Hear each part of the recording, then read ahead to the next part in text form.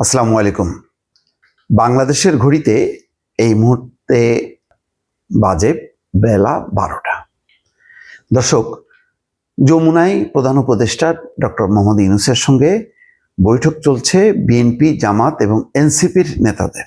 গুরুত্বপূর্ণ একটা বৈঠক, কারণ কালকের যে ঘটনাটা ঘটে গেল এবং তারপর যে প্রতিক্রিয়া আমরা দেখলাম, তাতে কিন্তু একটা দুর্যোগের ঘনঘটা সামনে, এবং আলামতগুলো যা পাওয়া গেল সেটা কিন্তু খুবই ভয়ঙ্কর। আমি কালকে বলেছিলাম যে ওসমান হাদিকে দিয়ে হয়তো শুরু হলো, আরও বড় বড় ঘটনা সামনে আছে, সেগুলি আপনি কিভাবে মোকাবেলা করবেন। কালকেই দেখা গেল ওসমান হাদির উপর হামলা হবার পর মির্জা আব্বাস দেখতে গেলেন, তাকে ঘিরে একটা মব তৈরি করা হলো। তার মানে আরেকদিকে টার্ন করা হলো। আভ্যন্তরীণভাবে যদি এই পরিস্থিতি হয়, ধরেন নির্বাচন কারা চায় না? নির্বাচন চায় না, পরিষ্কারভাবে বলতে গেলে আওয়ামী লীগ চায় না।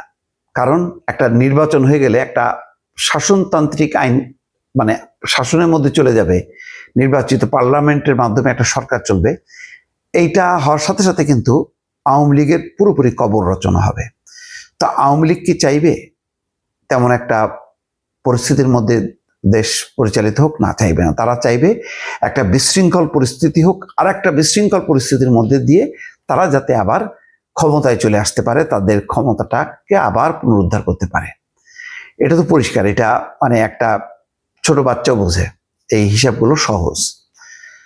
কালকে দেখেন ওসমান হাদিরকে যেভাবে অ্যাটাক করা হলো, একজন শনাক্ত হয়েছে। তার মানে ছোট ছোট অনেক গ্রুপ অলরেডি ঢাকায় বা বাংলাদেশে ঢুকে পড়েছে। জুলকারনাইন স্যারের কথা অনুযায়ী 80 জন আততায়ী প্রবেশ করেছে। এরা শুটার, এবং তাদের গুলিগুলি খুব নির্ভুল।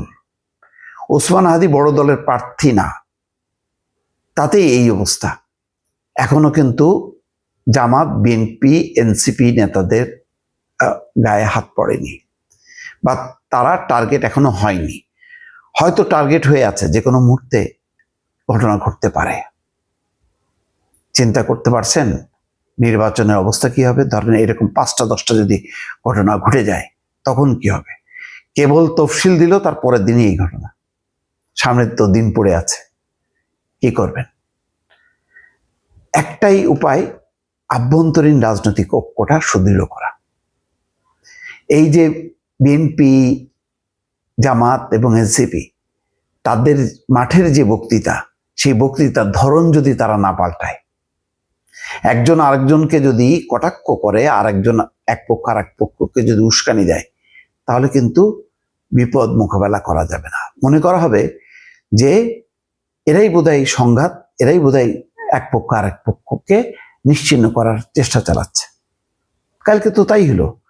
নতুবা কালকে কিভাবে মির্জা আব্বাস প্রতিপক্ষ হয়ে গেল, আমি এটা বুঝলাম না। এটা তো বিশাল ব্যাপার যে নির্বাচনী এলাকায় তার প্রতিপক্ষ গুলি খেয়েছে এবং তিনি দ্রুত বেগে উদ্বেগ উৎকণ্ঠা প্রকাশ করতে এসছেন। এটা হচ্ছে গণতান্ত্রিক রাজনৈতিক সংস্কৃতি।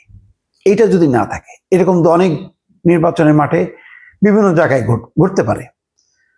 হয় বিএনপি নাই জামাতের প্রার্থী আক্রান্ত হতে পারে, কিন্তু সাথে সাথে কি আপনি ওই পক্ষকে দায়ী করবেন? তাহলে তো যারা ঘটনা ঘটাবে তারা তো হাসবে এবং তারা লাভবান হবে, তারা সফল হবে।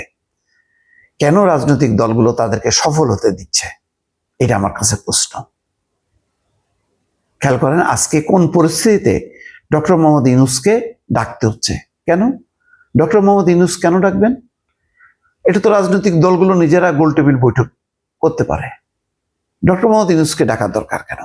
আর যদি ডাকেনি, সেখানে যে তাদের একটা ঐক্যবদ্ধ সিদ্ধান্ত দরকার, সেই সিদ্ধান্তটা কি আসবে?